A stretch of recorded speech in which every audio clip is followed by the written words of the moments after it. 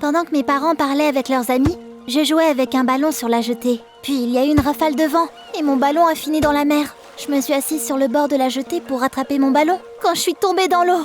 C'était froid et j'avais trop peur. Je voulais crier et appeler mes parents, mais j'ai juste avalé de l'eau. Je ne savais pas nager, donc j'ai vite commencé à couler. Je m'étais presque évanouie quand quelqu'un m'a attrapée par la ceinture et m'a tirée vers le haut.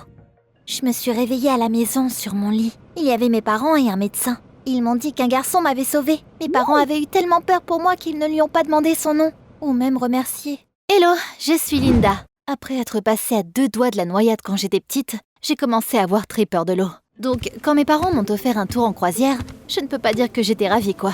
J'étais à la fac, et j'avais pas envie de passer mes vacances d'été comme ça.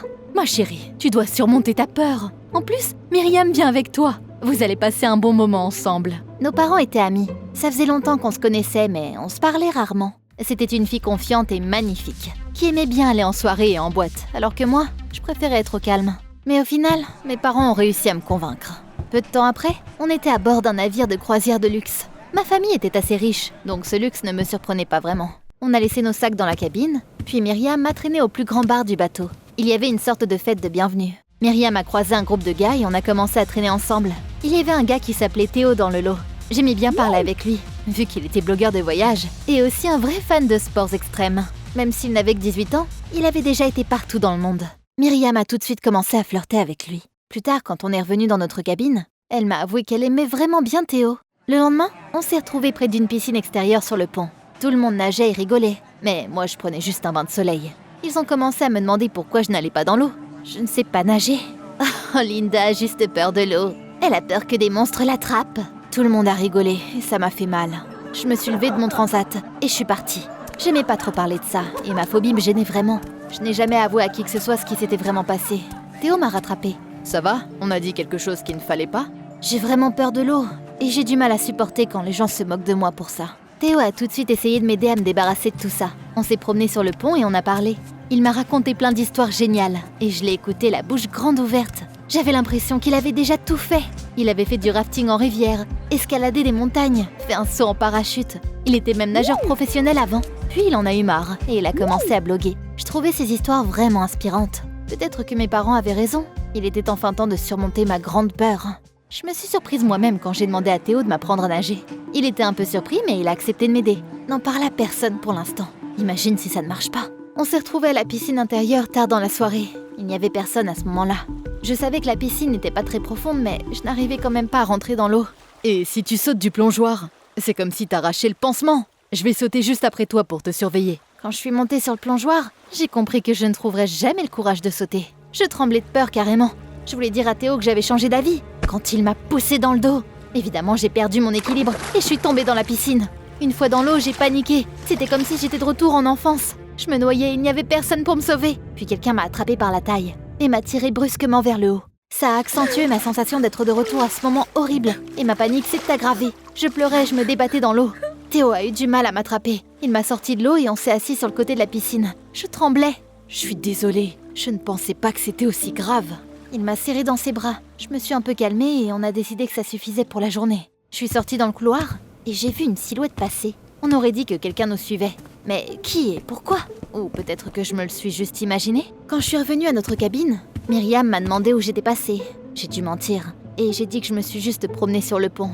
Il pleuvait, ce qui expliquait mes cheveux mouillés. Le soir suivant, on est revenu à la piscine avec Théo. Cette fois, il a été plus prudent.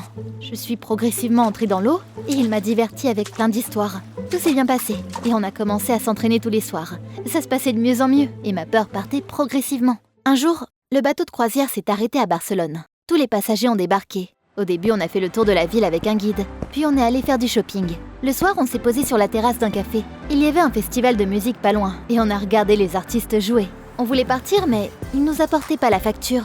Avec Myriam, on est parti trouver quelqu'un du personnel. Quand un serveur m'est rentré dedans, il avait un plateau de boisson dans les mains et il a tout renversé sur moi. Il a tout de suite commencé à s'excuser et il m'a même promis un geste commercial. J'ai dit à Myriam que j'allais me nettoyer et je suis partie aux toilettes. J'ai essuyé les taches du mieux que j'ai pu, puis je suis retournée sur la terrasse. Sauf que quand je suis arrivée à notre table, il n'y avait plus personne. C'est quoi cette blague?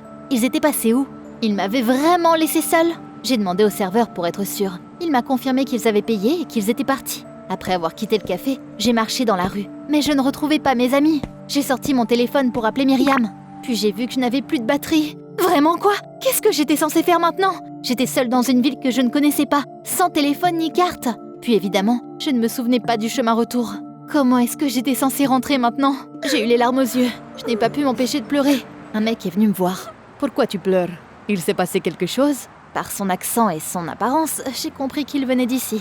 Et que c'était pas un touriste.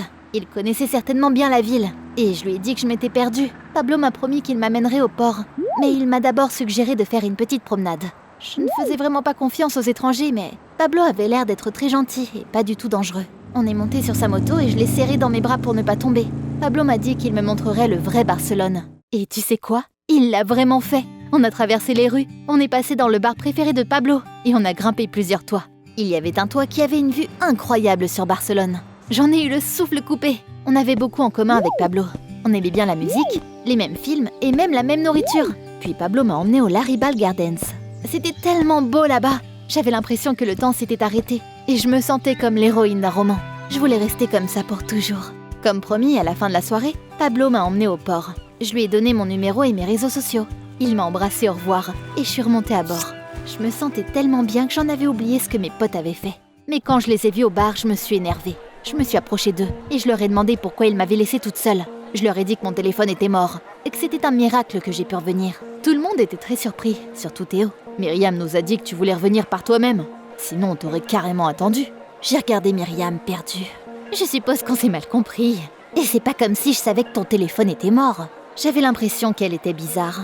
Mais j'ai décidé de laisser tomber. D'ailleurs, Myriam était encore plus sauvage que d'habitude ce soir-là. Elle a tout déchiré sur la piste de danse. Elle rigolait et elle a même embrassé Jack, un des gars qu'on avait rencontrés. Ça m'a vraiment surpris ça. Quand on a eu un moment seul, je lui ai demandé ce qui se passait. Tu m'as dit que tu aimais bien Théo. Et maintenant tu embrasses Jack? Pourquoi tu fais ça? Myriam m'a fait un signe de la main et a murmuré quelque chose d'inintelligible. J'ai décidé de lui dire ce qui s'était passé. Je lui ai parlé de Pablo et de ce qu'on avait fait ensemble. Avant d'aller au lit, il m'a envoyé un message et on a passé toute la nuit à s'envoyer des messages. Le soir, je continuais à aller à la piscine avec Théo. J'arrivais déjà à flotter toute seule et j'avais presque appris à plonger. Après quelque temps, notre bateau est arrivé au Portugal. On a encore débarqué, puis on s'est dirigé vers le Cap Roca. Le guide nous a dit qu'il était considéré comme le bord du monde. Évidemment, tout le monde a commencé à prendre des photos. Après avoir pris plein de selfies, j'ai demandé à Myriam de prendre une photo de Théo et moi. On a fait le tour de la ville de Sintra, puis on est retourné au navire. Le soir, j'ai envoyé un texto à Pablo, comme d'habitude. Mais il ne l'a même pas lu. Ça ne me dérangeait pas tant que ça, comme je me disais qu'il était peut-être occupé.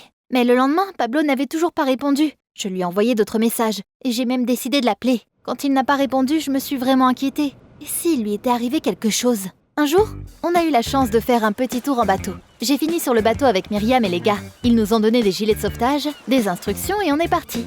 Tout allait bien. Sauf que Myriam était un peu énervante. Elle se levait constamment de son siège pour aller demander au capitaine d'aller plus vite.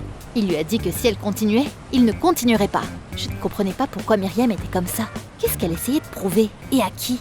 À un moment donné, il y a eu de grosses vagues. Puis plein de nuages sont arrivés et une tempête s'est levée. Le bateau commençait à tanguer dans tous les sens. Le capitaine a dit qu'on devrait rentrer. Même si j'avais appris à nager, c'était super effrayant. Les vagues devenaient de plus en plus grosses et j'avais super peur. Puis, le bateau a vraiment subi un choc énorme. Le capitaine a essayé de s'accrocher au gouvernail, mais il n'a pas réussi et le bateau s'est retourné. C'était encore pire que quand j'étais petite. Un vrai cauchemar. Au début, je ne comprenais pas du tout ce qui se passait et je suis juste tombée dans l'eau. Puis j'ai refait surface. C'était grâce au gilet de sauvetage.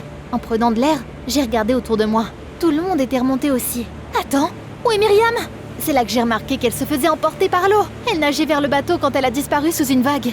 Myriam n'est pas remontée. Et son gilet de sauvetage? Peut-être qu'il avait une déchirure, ou qu'il s'était déchiré quand le bateau s'est retourné. Il n'y avait pas de temps d'y réfléchir. Je savais que je n'aurais pas le temps d'appeler à l'aide. J'ai vite enlevé mon gilet de sauvetage et j'ai plongé après Myriam. À ce moment-là, j'ai complètement oublié ma peur. Tout ce que je voulais, c'était sauver mon amie. Je ne voyais pas grand-chose sous l'eau. Myriam, t'es où? C'est là que je l'ai vue. Elle bougeait à peine en coulant. Je me suis approchée d'elle, je l'ai serrée dans mes bras et je l'ai tirée vers le haut. Puis d'autres bateaux sont arrivés et les gens nous ont aidés à monter à bord. Myriam a vite été prise en charge et elle s'est réveillée. Pendant qu'on retournait rejoindre la terre ferme, elle est restée silencieuse et elle regardait fixement un point. Mais après notre retour sur le navire, Myriam s'est effondrée et elle a commencé à pleurer. On a essayé de la calmer, mais elle a repoussé tout le monde et elle est venue me voir. Linda, je suis tellement désolée. Tu m'as sauvé la vie, même après tout ce que je t'ai fait. Je ne comprends pas. De quoi tu parles? Myriam a dit qu'elle avait surpris Théo et moi en train de faire un câlin près de la piscine. Ça devait être sa silhouette que j'avais vue dans le couloir. Elle s'était énervée contre moi. Parce qu'elle avait aimé Théo en premier. Myriam avait tout fait pour qu'il la remarque. Et elle avait embrassé Jack pour rendre Théo jaloux. À Barcelone, elle m'avait laissé seule exprès. Puis elle avait fait encore une chose très horrible. Quand tu m'as demandé de prendre une photo de toi et Théo, je l'ai envoyée à Pablo. Je lui ai dit que tu avais déjà un copain. Et c'est pour ça qu'il a arrêté de t'envoyer des messages. Linda, je suis tellement désolée. Elle a encore éclaté en larmes. Puis elle s'est couvert le visage avec ses mains. Je ne savais même pas quoi dire. Bien sûr, ça me faisait mal, mais ma colère est vite passée. La chose la plus importante était qu'elle regrettait vraiment ses actions. Je me suis assise à côté d'elle. On est juste amis avec Théo. On se retrouvait à la piscine parce qu'il m'apprenait à nager. Je lui ai demandé de l'aide juste quand on s'est rencontrés. Myriam m'a regardée surprise. C'est vrai, c'est toi qui m'as sorti de l'eau. Donc c'est grâce à lui que t'as appris à nager? Quand notre bateau s'était retourné, tout le monde était tellement choqué qu'il n'avait même pas réalisé ce que j'avais fait. Et maintenant, tout le monde a commencé à me féliciter pour mon courage. Myriam s'est calmée, puis elle a envoyé un texto à Pablo pour tout lui expliquer. Puis il m'a appelé et on s'est réconciliés. Le soir, je suis allée voir Théo pour le remercier de m'avoir appris à nager. Tu ne sais pas combien ça compte pour moi. J'ai cette phobie depuis que je suis toute petite. Un jour, je suis tombée dans l'eau en jouant sur une jetée et j'ai failli me noyer. Un garçon m'a sauvée. C'est dommage que je n'ai jamais su qui c'était. Théo a ouvert la bouche, puis m'a regardé surpris. Je ne comprenais pas pourquoi il réagissait comme ça. Waouh! Tu te souviens quand je t'ai dit que je nageais à un niveau pro? Un jour, j'ai décidé de m'entraîner en mer avant une compétition. Quand j'ai vu une fille tomber dans l'eau, je l'ai sauvée. C'était toi, Linda. Je me souviens bien de toi maintenant. J'étais tellement choquée que je n'ai pas su quoi répondre. J'ai regardé l'homme qui m'avait sauvé la vie en silence. Et ce jour-là, j'avais sauvé la vie de Myriam. Peut-être qu'un jour, Myriam sauvera quelqu'un aussi, et que ça continuera comme ça.